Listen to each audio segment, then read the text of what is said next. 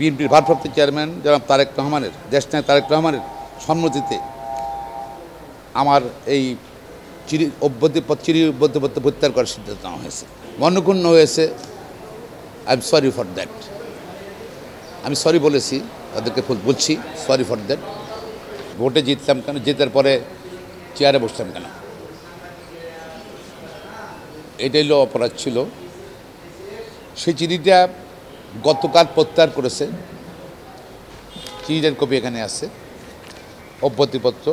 সেখানে লিখেছে 25শে এপ্রিল বিএনপির মহাসচিব এবং জাতীয় স্থায়ী কমিটির সদস্য ডক্টর মঈন খান আমির খসরু মাহমুদ চৌধুরীর উপস্থিতিতে সিনিয়র আইনজীবীদের সঙ্গে আলোচনার পরে বিএনপির ভারপ্রাপ্ত চেয়ারম্যান জনাব তারেক রহমানের দেশনায়ক তারেক রহমানের সম্মতিতে আমার এই প্রত্যাহার করার সিদ্ধান্ত নেওয়া হয়েছে।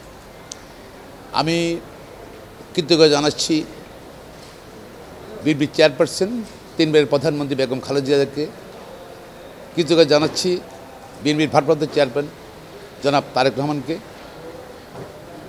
কৃতজ্ঞতা জানাচ্ছি মহাসচিব ফখরুল আলমগীর, স্ট্যান্ডিং কমিটির সদস্যদেরকে এবং আইনজীবীদেরকে তাদের এই সিদ্ধান্ত নেওয়ার জন্য।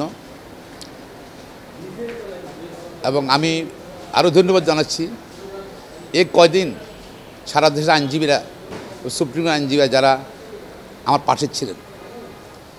আমি প্রায় 41 বছর জাগো ছাত্রদল, জাতীয় ছাত্রদল থেকে ছাত্রদলের ইউনিভার্সিটি কমিটি, কেন্দ্রীয় কমিটি, তা বিএনপি নির্বাহী কমিটি, যুগ্ম মহাসচিব বিভিন্ন জায়গায় দায়িত্ব পালন করেছি এবং নিঃশ্বাসী দায়িত্ব করছি।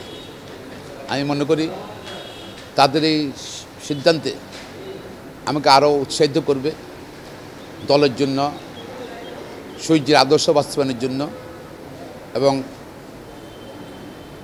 দেশের জন্য কাজ করতে আমাকে উৎসাহিত করবে। পাশাপাশি আসলে যেটা আমার ক্রেডিবিলিটিতে 41 বছর ইতিহাসের, আমার রাজনীতি ইতিহাসের ক্রেডিবিলিটিতে আঘাত করেছিল বলেই আমি ওভার রিয়েক্ট করেছি। তো যারা মনক্ষুণ্ণ হয়েছে, I am sorry for that. আমি সরি বলেছি, তাদেরকে বলছি সরি ফর দ্যাট। আমার পর্যায়ে আসলে এত রিয়েক্ট করা উচিত হয় নাই। আবার রিয়েকশন কারণটা তো আপনারা বুঝতেছেন যে আমার বিশ্বাসযোগ্যতা, দলের প্রতি বিশ্বাসযোগ্যতা, ইমানের প্রতি আঘাত করাতে মোটে ওভার রিয়েক্ট করছি। আর আপনার মিডিয়ার ভাই বোনেরা যারা আমার পাশে ছিলেন, ভবিষ্যৎ থাকবেন, তাদের নিকট কৃতজ্ঞতা জানাচ্ছি। ধন্যবাদ। আমি যা বলেছি এটাই আমার বক্তব্য। Thank you.